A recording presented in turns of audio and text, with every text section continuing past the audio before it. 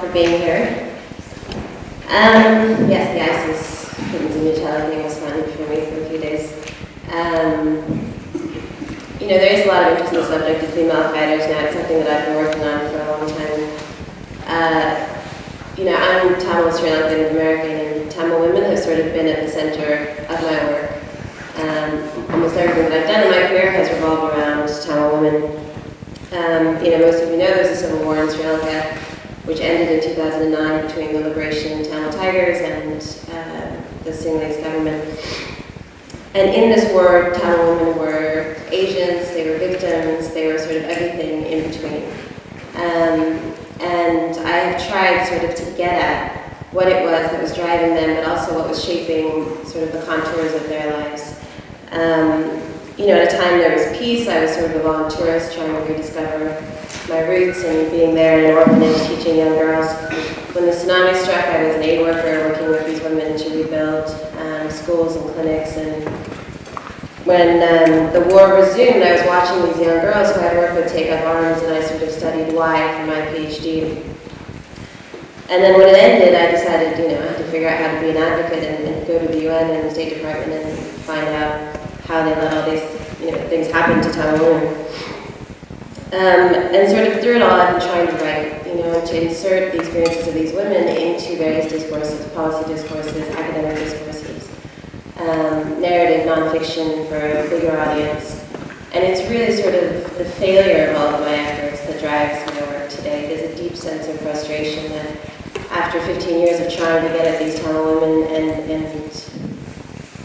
and the challenges that they face in trying to do something to sort of shift their lives, it's actually worse than it's been in the past 15 years. And what I kept coming back to was that what we're missing is that none of these interventions deal with the politics of these women, deal with their own individual politics, with their collective politics.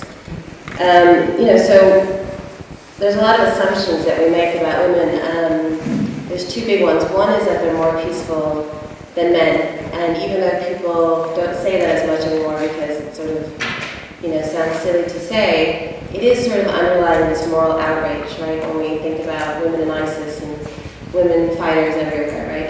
And where we don't say that they're more peaceful, we sort of say that they're more democratic.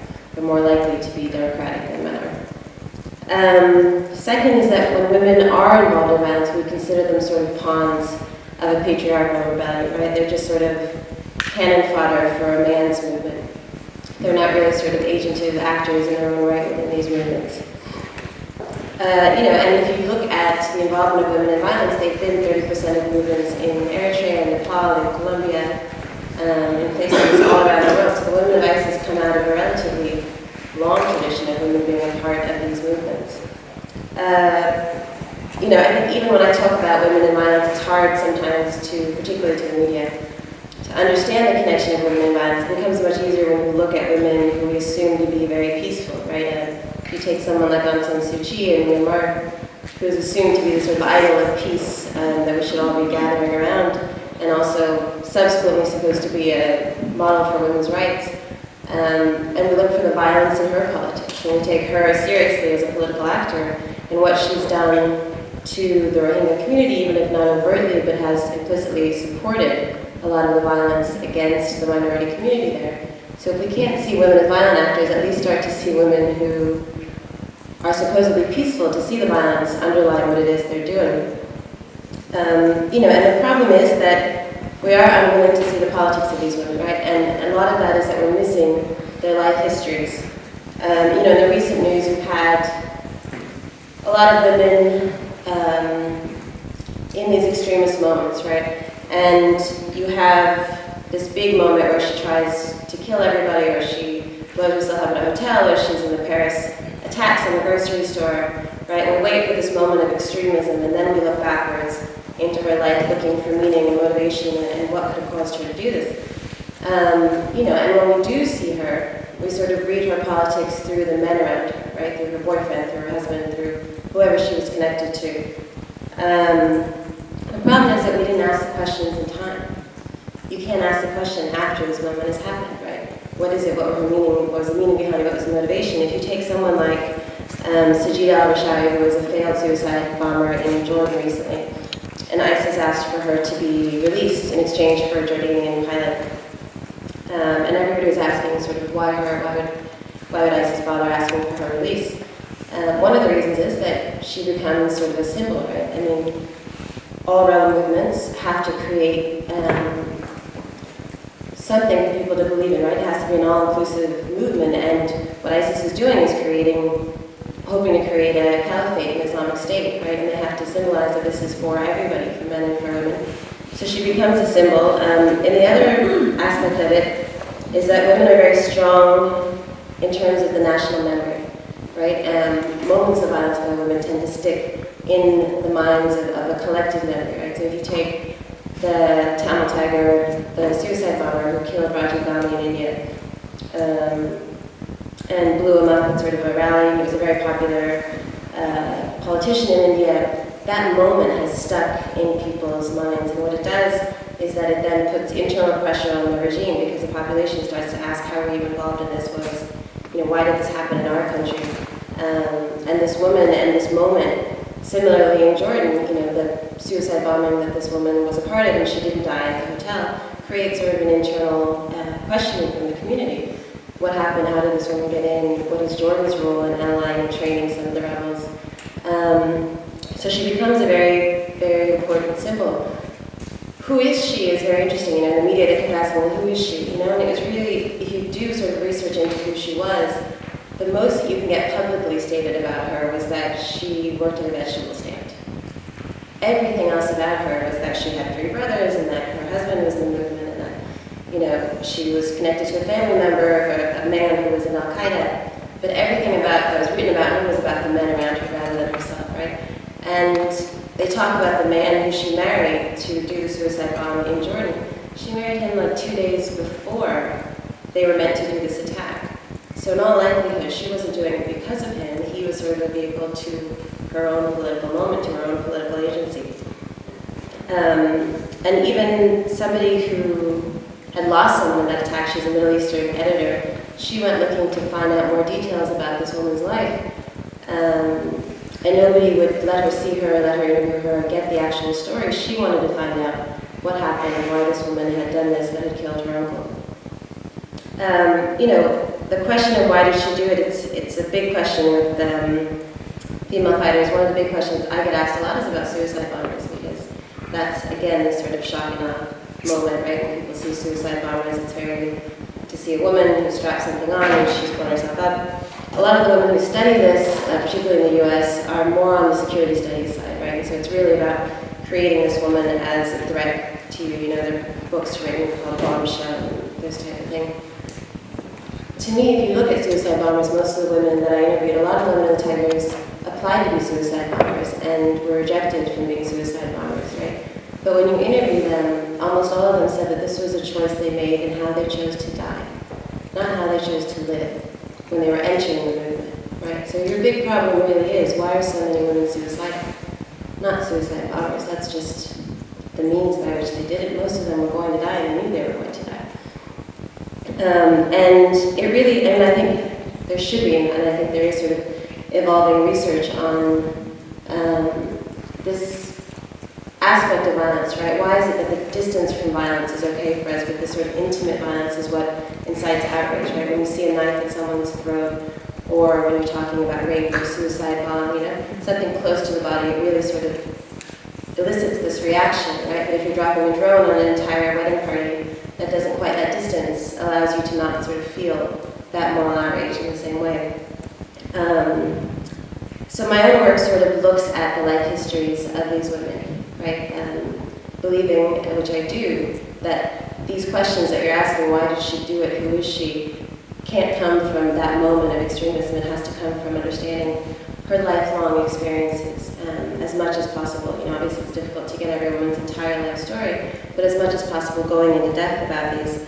And the things that I look at particularly are militarization, displacement, and rape as shaping women's political identities. Now these are all things that we acknowledge are political, right? They're politically motivated, these are political acts, right? And so when we say militarization is a political act, displacement is a political act, rape is a political act, we have to be able to see that it has a political impact as well, right? On men as well as on women, but a distinctive way on women, because each of those things affect her in a different way than they affect men, right? So militarization, for example, which is a huge problem in Sri Lanka, there was a civil rights leader from the South recently who was talking about militarization in Ferguson, and it's very interesting to hear this brought up in the US now, militarization of the police. And she was saying it's really interesting that she's found it much easier for people to rally around the idea of militarization and stopping militarization than around the idea of racial justice, right? Because militarization can be seen as apolitical. It's simply just a means by which the state is trying to control something. But it is very, very political. It is necessarily intertwined with questions of racial justice, right? And what it is, when you say militarization, it sounds like a broad term, but essentially what it looks like is the intrusion of the military into the most intimate spaces in a community, in a society, right? Into everything, into business, into houses, into food, into water. And so when you look at how it impacts women, it actually determines every aspect of her daily life, right? Where she gets food, where she gets water, where she goes to the bathroom. There's a lot of women in Sri Lanka who were sort of constantly wandering in meadows because the army camps had taken over all of the trains at the schools, right? And where she gets her security, and that's where prostitution comes from, right? So it is this very intimate space that the military has intruded into, and in the developing world, those spaces are occupied by women, right? And it sort of maps onto women's bodies in the same way, and whether you're talking about a 7-year-old girl in Detroit who was shot recently by the police, or you're talking about a refugee camp in Sri Lanka, and militarization will map onto women's bodies in very particular ways. Displacement is something that we don't often think of as political, but it usually is sort of a way for the government to keep a certain population where it wants them, how it wants them to be. And I think also when you look at suicide bombers, you want to see this horrible moment, like she was raped, or she saw her husband's head blown off, or there was something very extreme and she went crazy and so she joined the movement. And what you find is that really just living in a refugee camp can completely alter the way that you think about the world and politics, sitting for long lines to get food and standing in the sun and leaving your children behind to give birth to another child in the hospital, watching your husband sort of slip into depression. And most of these people have been in these camps for 5-10 years. This is not a temporary situation, right? Through that process, the way that women think about the context of their lives shifts, right? Just living in those camps alone becomes a big factor for what changes their politics. And rape, obviously, we talk about rape a lot. The best way that I know how to describe it is there was when I was working with Bob at the International Crisis Group, we were interviewing a number of women who were raped at the end of the war. And there was one girl in a church that I was interviewing who had been raped by a soldier. And her daughter was there with her in the church center. And what she said is that, well, I can't go home until I lose the weight because my dad doesn't know that I was raped, right? Only my mom knows.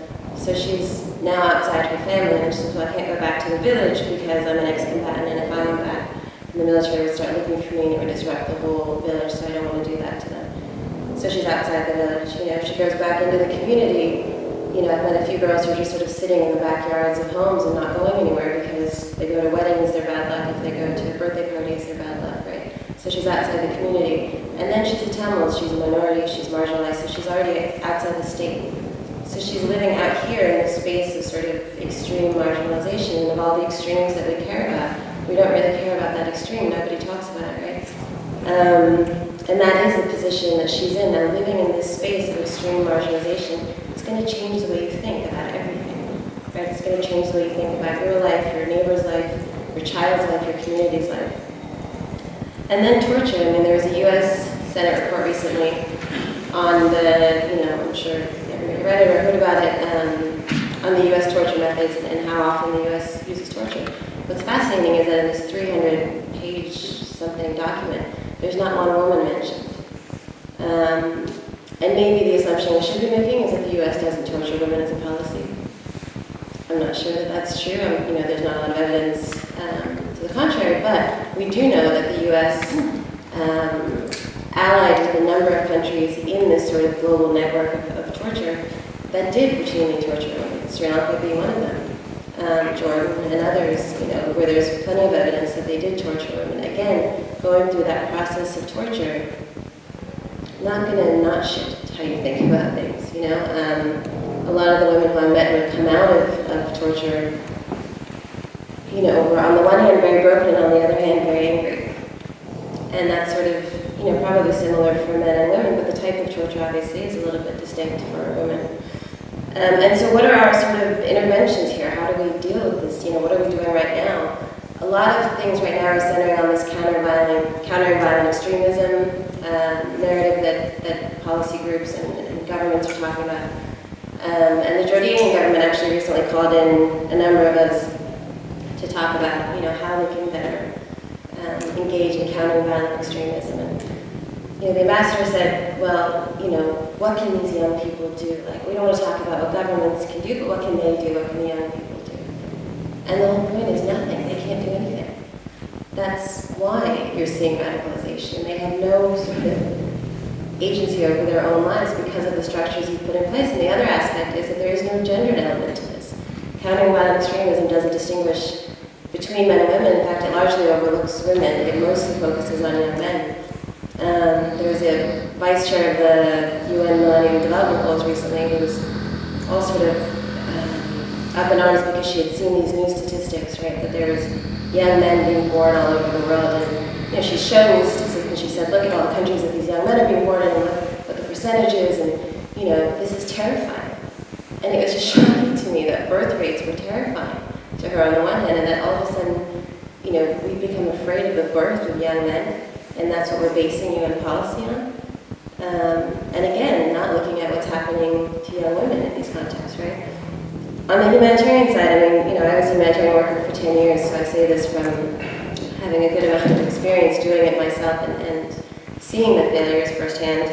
In the sort of study of suffering, there are fads, right?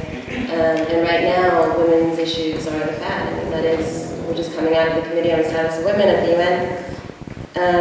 But generally what our approach is throwing chickens and cows at women. That is what we do. And it's a glib way of sort of saying, everything from microloans and bakeries and sewing machines. It's all the same approach, right? If a woman's been raped and she's living out here in extreme marginalization, we're going to offer her a sewing machine and assume that she's going to be able to cross all these various layers and come back into mainstream society, right? Somehow the theory that there's going to be economic independence for this woman is somehow going to shift the context of her life. In reality, she makes about $1 a week off of these things. Whether that's economic independence or not, I don't know. But secondly, there is no link to economic independence and a political voice. Maybe it allows you to get away from your husband for a little while. Maybe it allows you the space to talk to other women. Nobody's saying that it's not a useful thing to do. I've seen plenty of women in these groups get a lot out of sitting around a room with other women who have gone through what they did and having sewing machines. But that is, by and large, our approach to these women. That is what we're throwing money at. If you go to the State Department, what they'll tell you is, well, it's great, we're looking at the situation of women in Sri Lanka, but we're really looking for a clean intervention, right? And using that word, I find to be very strange, but they use it over and over again. We're looking for a clean intervention, which again means something connected to livelihood, something that we can just say, this is safe and it's apolitical, and we can give out a couple sewing machines. And on the other end of it, you get these baby dresses that nobody's going to buy, but you can show the donor and say, well, look, we have 6 little baby dresses, and that's the progress that came out of this money that we put in. So, in the absence of, when we look at women, also when NGOs are looking at women's politics, what they do is say, well, we're going to advocate for more women to be in the Afghanistan parliament, right? That's going to be our political project for these women, and we're going to do advocacy to get them into this space. Advocacy is generally the answer when you critique NGOs on their politics or doing political work, and they say, well, we do advocacy. Advocacy is necessarily a very shallow tunnel between the community and the government, right? It has to be, because the goal of advocacy is to keep the tunnel open. So you can only ask for the most superficial demands. Can you fix this street on this corner? Can you maybe, stop having the military come into girls' schools? But you can't get to the root causes of this violence. You can't ask them to change the things that you need to change because it will shut down the tunnel. And so in the absence of, this is the nonviolent sort of outlets that we're providing for women. That is the intervention that we're giving them at the policy level and the humanitarian level. And on the other hand, we're asking, well, why are these women becoming radicalized? Why are they joining these movements? Why are they engaged in violence? If you look at the female fighter, why do some women join? Why do others not join there's multiple reasons why women join. You know, once you sort of wrap your head around the idea that women will join these movements, the next question people ask is, well, why do you? And there's a million reasons. Women within the region, I think we have to distinguish between women who are living in that country or in that region and women who are coming from abroad, foreign recruits. Within that region, you know, they joined for love. They joined because they wanted to make some money. They joined because there was mental illness in the family and they didn't really belong in the community, and here they felt like they had a sense of belonging. They joined because they believe in the nationalist cause. There's a number of reasons why women join. If you look at the foreign recruits, which has been a big question now with the Islamic State, why are women joining from the West? Why are they joining ISIS? And here also, we're not willing to make a distinction between, you know, the American woman in Colorado who decided she wanted to marry a jihadist who she met online, and the 3 Bangladeshi girls in the UK who left at 17 to join the Islamic State. There is a distinctive difference between these two. In the recruitment literature, there's something called pushed and pull factors. And what happens with ISIS is that we're looking only at the pull factors. We're looking at only what ISIS is doing to pull these women in. So we're looking at things like social media, we're looking at, you know, how ISIS is creating these networks. We're not looking at the push factors. We're not looking at what's pushing these girls to join, right? And what's pushing a Bangladeshi girl to join is very different than what's pushing a woman in Colorado to join. And again, you'll see this sort of CNN type story where they're like, well, we just don't understand it. She listened to Coldplay, she read Harry Potter. Why would she join the Islamic State? She is still Bangladeshi, right? She still comes, she's in the UK because she's coming from a legacy of political violence. So her identity is going to react to the stories she hears in very different ways. When she hears about Syrian refugees, when she hears about, you know, social media doesn't just work in one way. She's not just being contacted by ISIS. She's hearing about the suffering of women elsewhere. And she may feel some pull to ISIS that will be distinctly different than somebody who is not from that community, regardless of if she lives in a middle-class suburb or not. And that is the distinction, you know, for the foreign recruits. You know, I think within the regional sort of context, which is mostly what I study, women within their country or the region, the underlying thread that I found to why these women are joining, even if there were these multiple sort of personal and political reasons, was state repression. That state repression played a role in ways that we didn't expect it to. And similar to ISIS, you know, people have been shocked that women would join a movement that was so repressive to women. Almost all of the rebel movements have been repressive to women. This is not something new, right? But women choose which fight to fight when they're fighting for their lives, right? You can fight, be a woman in Sri Lanka, and it's not great, and you might get raped. And you can be a woman in a conservative context where you have to fully cover yourself, or you have to follow Sharia law, or whatever it is. You're probably not going to die from that, right? There are cases, obviously, where you do, but it's not the biggest threat to you. Now, if you're a Sunni in certain parts of Iraq, if you're a Tamil in Sri Lanka, you will die on the basis of that identity. So which line are you going to fight for? You're going to fight for the one that is the biggest threat to your life. And that's not to say that women are not aware of the patriarchy. Women in the Tigers are very conscious of the fact that, you know, they were fighting on the front lines but not given political positions, that, you know, sometimes they were sort of given lower roles in the movement, or they were, you know, when they became a wife to somebody, they weren't allowed the same sort of engagement in the movement. They're very aware of it, but the idea was always, well, you know, let's get this fight done with, and let's protect our lives first, and they would feel more secure in a Tamil state, and then we'll deal with the women's question. And that was something that the male leadership was happy you know, to support, and in reality it almost never happened. But the reasons why they fought in the first place, I don't think you can really judge a movement on something it didn't aspire to. They didn't aspire to any sort of feminist ideal when they joined the movement. They were trying to create a Tamil state. And I think, you know, by doing that, we sort of deny them any political agency by applying this purely feminist lens and saying, well, why are all women fighting for women's rights? And you have, you know, even now we have these sort of tropes that we create. You know, there's a good Muslim and a bad Muslim female fighter now. The Kurdish women are the good female fighters, and the ISIS women are the bad female fighters. One is a terrorist, and the other one's a freedom fighter. Yeah, I think it was like 2 years ago that the Kurdish women were, maybe 3 years, I don't know, but were, you know, formally on the terrorist list. They were banned from a lot of spaces. You know, there's all these. There's an article in the New York Times that said women in Kurdistan are fighting ISIS and fighting sexism. No, they're fighting for Kurdistan. That's what they're doing. That's what they've always been fighting for. And now we want to see them in this very different light, but they are fighting for a cause. That's what they're doing, as is the women in the Islamic State. So, I mean, while you say on the battlefield there is this temporary, people always talk about women's liberation, there is this feeling of liberation that women have within the movement, right? And whether that's a female liberation or it's a liberation as a human being, you know, those things are, whatever happens in that moment, it is relatively temporary, right? It's not a woman's liberation that happens within these movements. And again, ISIS is not the only one where this is true. This has happened, you know, in every movement. And so if you look at sort of how we try and locate peace intrinsically in women, how we're trying to draw women to the peace table to be the more peaceful actors, right? We're sort of ignoring the individual politics that actually sustain war, right? The politics of these women. And the post-conflict situation, now if you take a case like Sri Lanka after the war is over, what are the barriers to these women having some sort of political action, right? Engaging in some sort of real politics now that the war is over? One of the biggest barriers to me is surveillance, and it's something that we talk about now in the States more.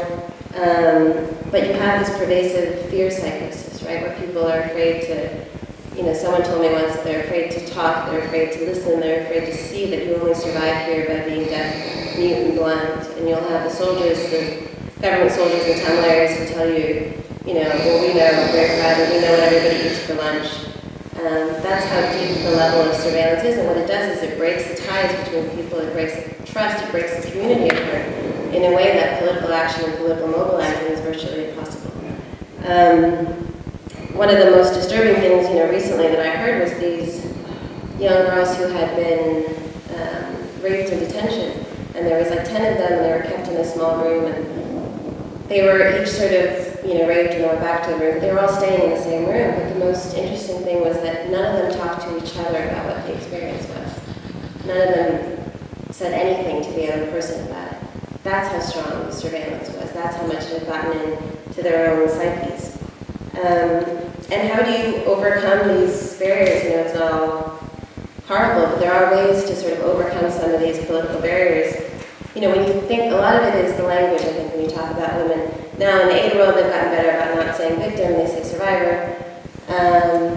But words like empowerment, words like capacity building, that we're using to describe these women. The word empowerment means a transfer of power, right? And to me, it's gotten to a point where a lot of what I'm doing now is trying to figure out a way to get rid of the word altogether, because it describes so many different things. It's been used to describe so many different things.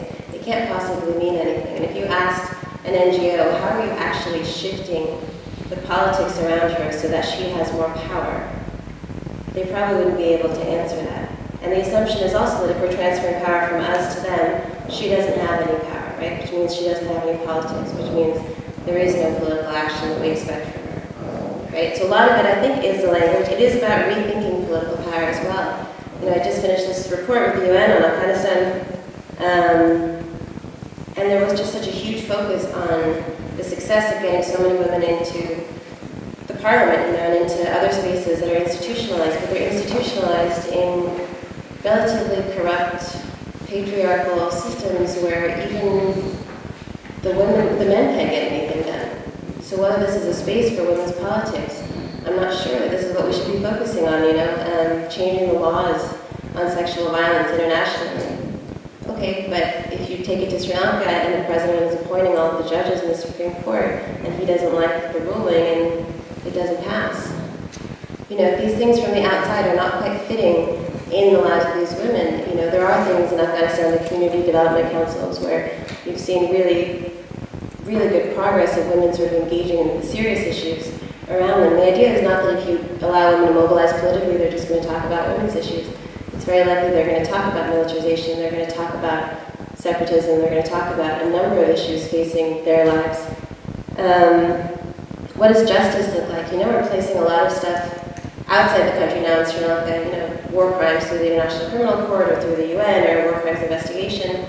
And I worry sometimes that we've forgotten about what it means locally, right? To a lot of these women, they really just want to know if their husband is missing, detained, or dead. And that is what justice looks like. And this war crime stuff, every time it comes up, there's sort of a backlash in the community, and they go after activists and journalists and writers and anybody saying anything. So as soon as war crimes comes up, their lives get slightly worse on the ground. And there is also this sort of intrusive search for information. As much as I enjoyed sort of getting to meet a lot of these women, I was always sort of conflicted about what am I doing here? I mean, I'm going to these women and asking them in some coffee shop in London to take a tube and to put on a winter jacket, and they've just come from a jungle where they were gang raped, and to sit and have this weird fancy cup of coffee and to tell me the worst thing that happened to them. You know, because necessarily I can't get anywhere with advocacy unless you can tell me the worst thing that happened to you. And it just is this intrusive search for information, which maybe has to be done, but we do it over and over again. And I was going to be the last person to talk to her, and there would be a journalist, and there would be a judge, and there would be somebody else who went and got the same story. And I've heard words in the human rights community where people will say, well, she was poaching our victims, or she was, and that's a relatively normal thing, and it's sort of scary that we've lost the humanity of these people in our attempt to save them or to help them. And I think finally you have to look at who's sort of mediating the potential of these women, right? Who's mediating their political power? I think, you know, Anna Beth had a piece recently about the NGOization of resistance.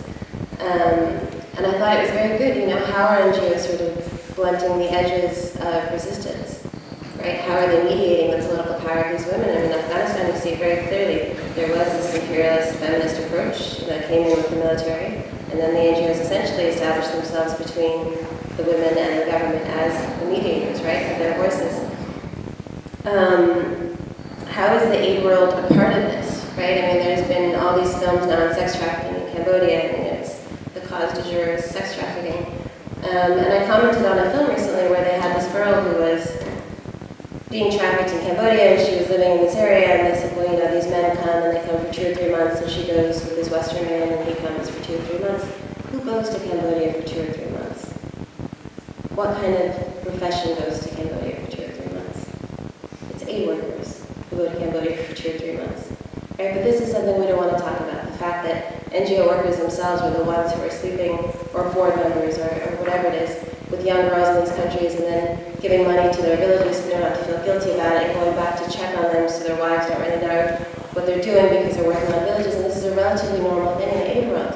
But nobody wants to talk about it. It's like the Catholic Church.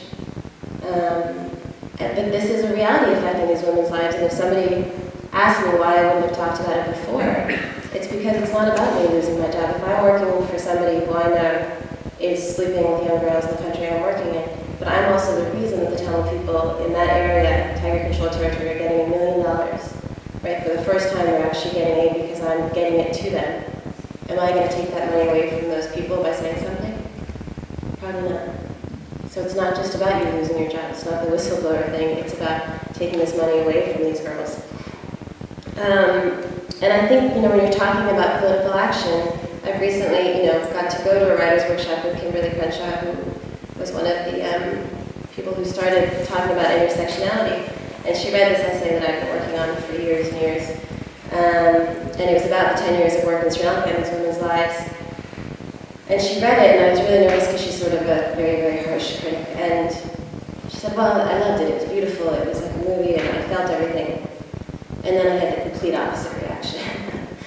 And she said, you know, what I want you to do is to squander the emotional capital you built up and to build up some political capital instead. And she was right. This entire essay I was pulling on people's heartstrings because that's what we get used to doing when it comes to women, right? That's how you get people to react, by pulling on their heartstrings. But it wasn't a political message. I wasn't asking people to do anything. There was no politics behind it. It was just the story of these women.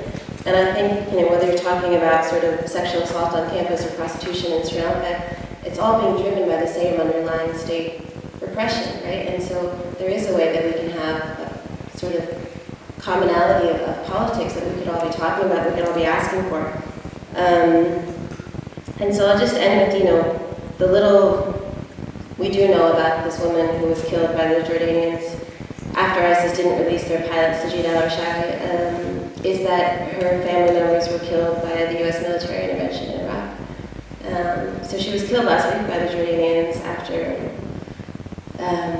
ISIS didn't release the pilot, and you know it's too late to ask her why she did what she did. But I think that if we had asked her, we would be uncomfortable with the answers she gave us, and that's maybe why we don't ask the question.